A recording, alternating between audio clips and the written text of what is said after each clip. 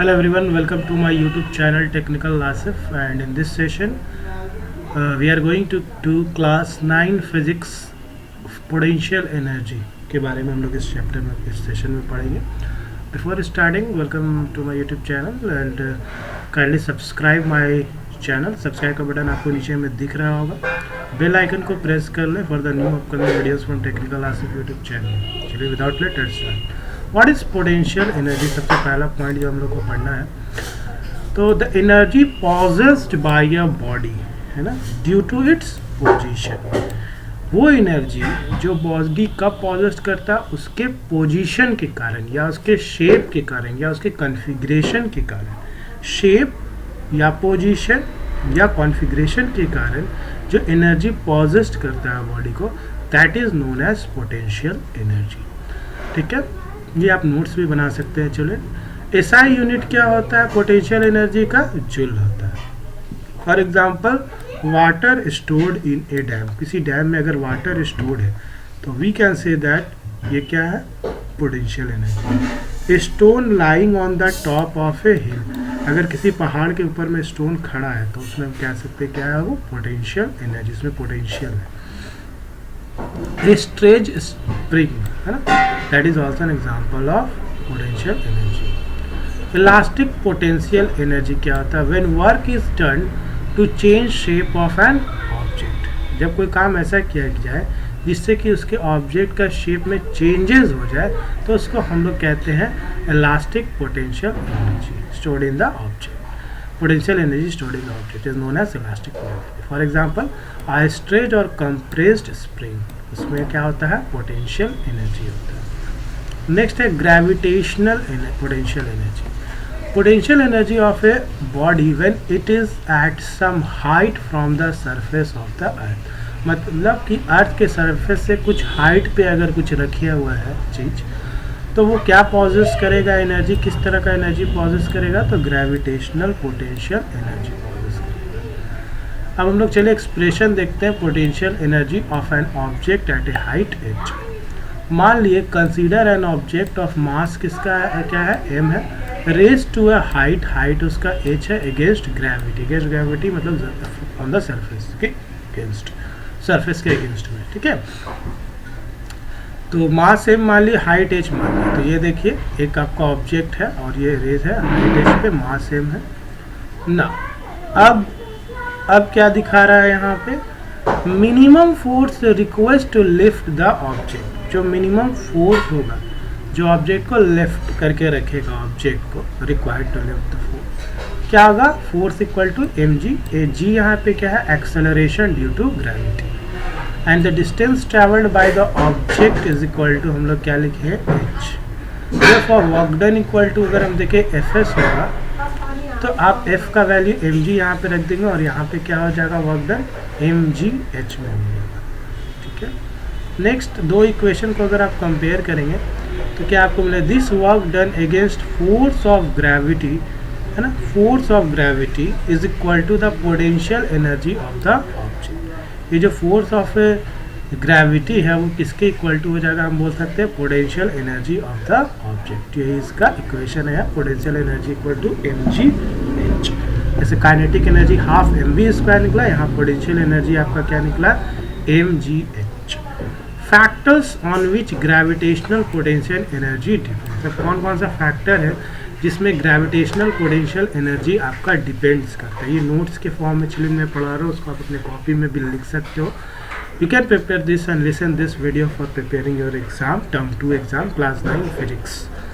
Weight of the object पे depend करता है और height of the object from the surface of the earth. मतलब जो ऑब्जेक्ट है उसका वेट पे भी डिपेंड करेगा और ऑब्जेक्ट के हाइट पे भी डिपेंड करेगा. क्या? Gravitational potential energy. Now, potential energy of a body lying on the surface of the earth equal to क्या होता है? 0. 1 मार्क्स का क्वेश्चन है. अगर कोई बॉडी है उसके सरफेस पे लाई किया हुआ है तो उसका पोटेंशियल एनर्जी क्या होगा? 0 होगा. Potential energy increases with height of the body. अगर उसी सरफेस से उस ऑब्जेक्ट को ऊपर की तरफ लेके जाएंगे, हाइट पे कुछ ले जाएंगे अर्थ के सरफेस से, तो वी कैन से दैट कि यहाँ पे उसका जो पोटेंशियल एनर्जी है वो क्या होगा? इंक्रीज हो जाएगा. ठीक है, क्योंकि आप अर्थ के सरफेस से उसका हाइट को बढ़ाओगे तो उसका पोटेंशियल एनर्जी क्या करेगा, बढ़ेगा, लेकिन सरफेस पे रहेगा तो क्या रहेगा, जीरो रहेगा।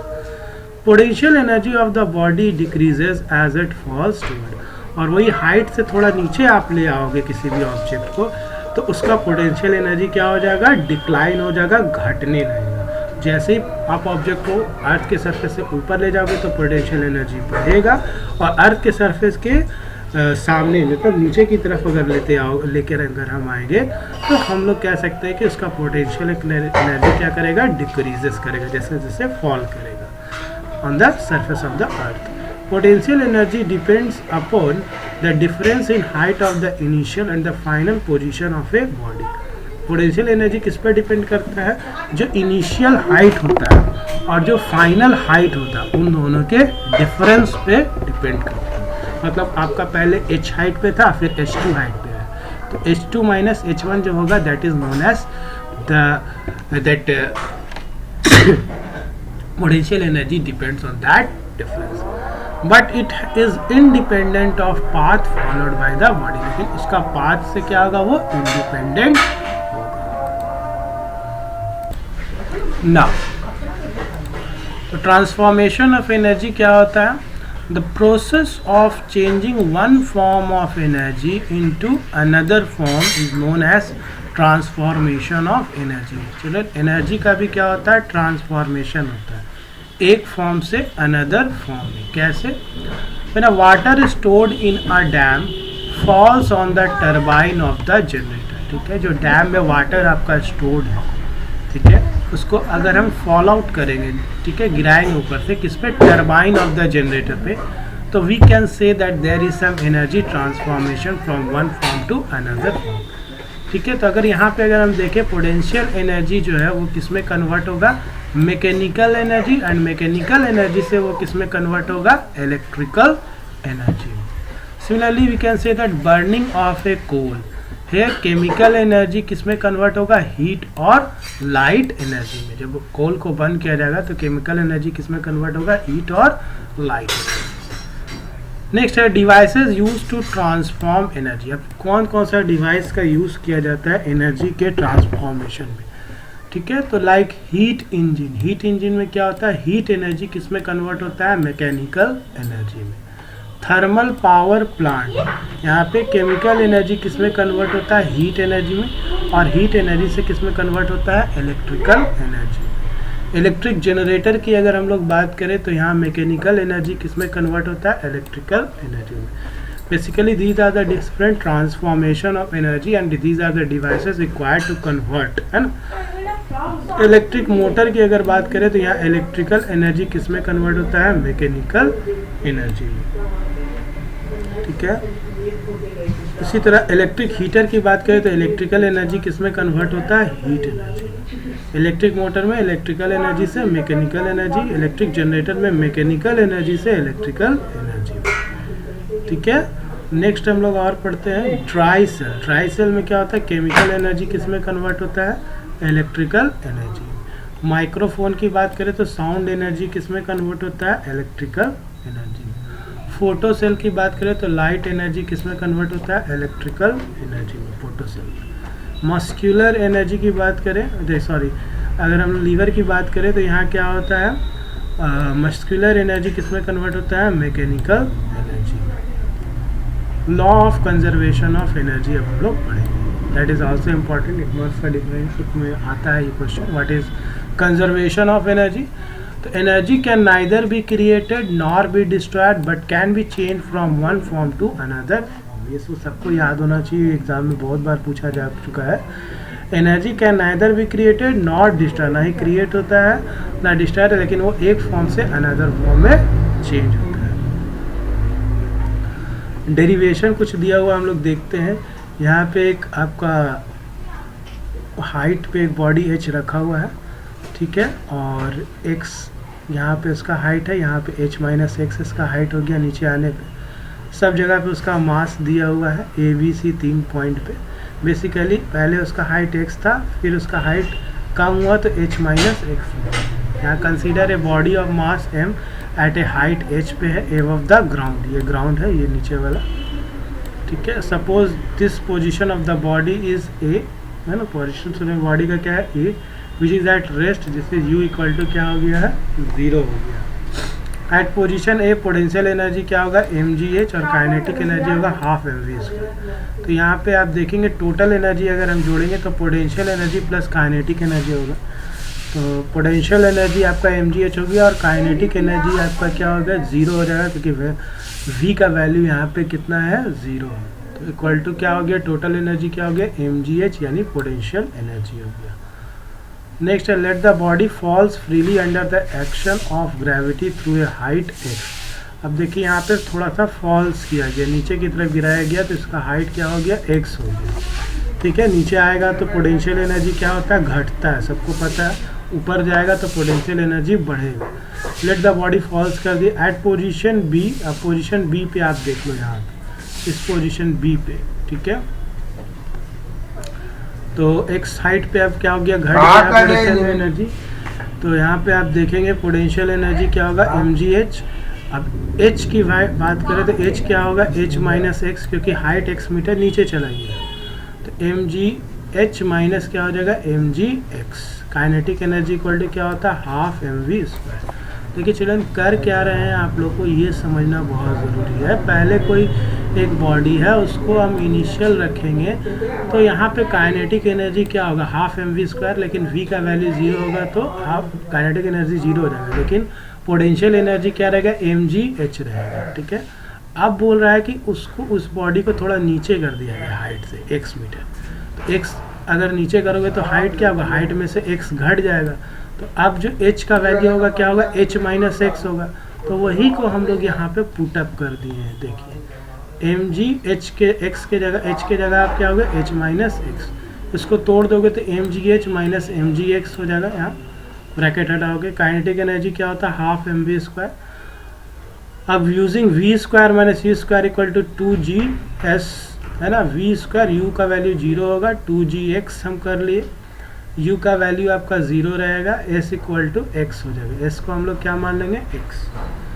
तो v² इक्वल टू क्या फॉर्मूला आ जाएगा 2gx आ जाएगा। अब इक्वेशन को अगर हम लोग देखें 1 और 2, तो we get that kinetic energy equal to half mv² होता है, तो v² का वैल्यू यहाँ निकल गया है 2gx। 2 कट जाएगा तो क्या हो जाएगा gmx हो जाएगा, यानी टोटल एनर्जी क्या होगा potential energy plus kinetic energy. तो पोटेंशियल एनर्जी हो गया mgh और काइनेटिक एनर्जी इक्वल टू क्या हो गया आपका माइनस mgx प्लस mgx। ठीक है, तो माइनस mgx हो गया और प्लस mgx, ये दोनों कट गया तो इक्वल टू इक्वेशन क्या आ गया आपका mgh आ गया टोटल एनर्जी का। Finally let the body touches the ground eight c so that the distance between it falls is equal to h through which it falls h at position c potential energy equal to mgh। तो यहाँ पे height 0 हो जाएगा। अब देखिए यहाँ पे basically क्या किया गया, थोड़ा सा पहले ऊपर से नीचे किया गया था, तो h हाइट पे नीचे किए तो हाइट इसका h माइनस एक्स हो गया। अब ये क्या किया कि पूरा ग्राउंड पे आ गया, बॉडी जो ऑब्जेक्ट है वो ग्राउंड पे आ जाएगा, तो हाइट क्या हो जाएगा चिल्ड्रन 0 हो जाएगा, तो पोटेंशियल एनर्जी भी 0 हो जाएगा। ठीक है, वही चीज़ यहाँ पे किया गया। आप देखिए कि फॉल्स कर दिए, तो यहाँ पे पोजीशन सी पे पोटेंशियल एनर्जी क्या हो जाएगा 0, इसलिए क्योंकि हाइट हमारा 0 हो गया। काइनेटिक एनर्जी क्या होगा half mv², v² minus c² equal to होता है 2s, तो वी गेट v² u का वैल्यू 0 रहता है इनिशियल वेलोसिटी, तो v² equal to 2gh। a के जगह पे हम लोग g कर लिए, s के जगह पे h कर लिए। अब इक्वेशन सी और डी को अगर हम लोग देखेंगे तो काइनेटिक एनर्जी को हाफ mv² होता है, v का वैल्यू 2gh, 2 कट जाएगा तो यहाँ पे क्या आ गया काइनेटिक एनर्जी mgh आ गया। देयरफॉर टोटल एनर्जी क्या होगा potential energy plus kinetic energy, potential energy 0 गया, काइनेटिक एनर्जी mgh हो गया। Now from equation 1 and equation 2 and equation 3 it is clear that total energy of a body at any instant during free fall of the body remains constant। Free fall of the body में क्या होता है total energy constant रहता है, जैसा कि हम लोग अभी देखें। Hence law of conservation of energy is very fine। Now next जो टॉपिक है वो अब हम लोग पढ़ेंगे पावर, वो नेक्स्ट क्लास में हम लोग पावर के बारे में पढ़ेंगे। अभी के लिए इतना ही रहेगा चिल्ड्रन। वीडियो अच्छा लगे तो लाइक शेयर सब्सक्राइब करें, नीचे सब्सक्राइब का बटन आपको दिया हुआ, सब्सक्राइब पे क्लिक कर ले for the new upcoming latest video from technical Asif YouTube channel. अपना ध्यान रखें। Thank you so much for watching.